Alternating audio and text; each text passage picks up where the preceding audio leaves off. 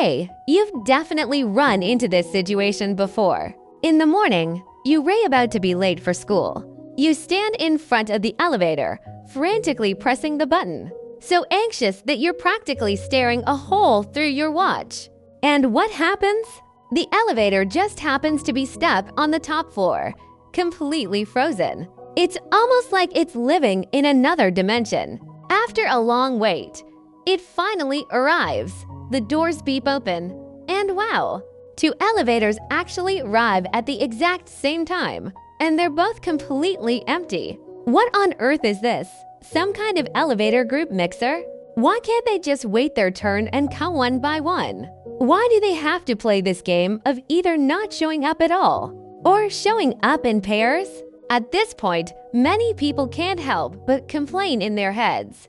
Has this elevator gotten stupid? Or is the system in the school or building broken? Actually, not only is the elevator not stupid, but behind it, there's also a super mathematical brain that we can't see controlling it. Scientifically, this is called the elevator algorithm. Today, we're going to take just a few minutes to break down this fun fact that messes with us every single day. First, we need to understand how a single elevator operates. An elevator's logic is different from a taxi. It's more like a bus. If an elevator made a dedicated trip for every single person who pressed the button, the building would instantly jam up to the point of collapse.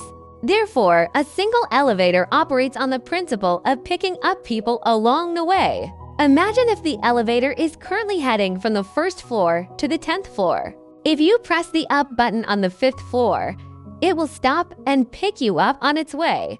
But if you press the down button on the 5th floor, well, sorry about that. The elevator will pretend not to see you and keep rushing all the way up, only after it finishes dealing with the passengers above and is ready to head down.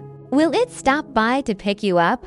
This is the most basic bus mode. Alright, so if elevators are so principled, why does this supernatural phenomenon of two coming at once still happen? In transportation engineering, this has a very cool name. It's called elevator bunching, or you can just call it an elevator hand-in-hand party. Let's simulate a scenario. There are two elevators, A and B, in a building.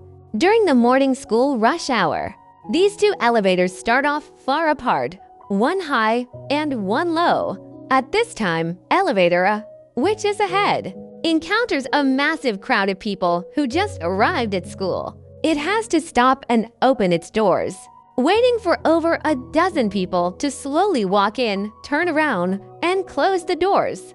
This process takes a lot of time.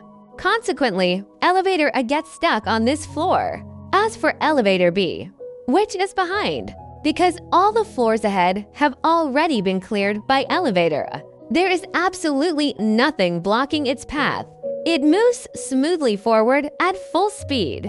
The result is that elevator B quickly catches up to the stuck elevator A when they arrived at the next floor where someone pressed the button. This is just like handing out test papers in a classroom. The students in the front row got a huge stack of papers. Elevators are the same way. It's not that they planned to meet. It's just that the one in front got stuck and the one behind caught up. Since this happens, do the software engineers just ignore it? Of course not. To solve this problem, engineers installed a shared brain for multiple elevators. It's called a group control algorithm. Modern elevator brains are incredibly smart and primarily rely on 3 trick moves. The first trick is zonal responsibility, like the lobby or basement, to stand by and be ready for passengers at any time. Finally, I want to debunk a massive myth for everyone. When many people are running late, they get so anxious that they press both the up and down buttons, thinking this will make the elevator come faster. The answer is absolutely not. Moreover, doing this is incredibly selfish, because by doing this, you are tricking the elevator's brain.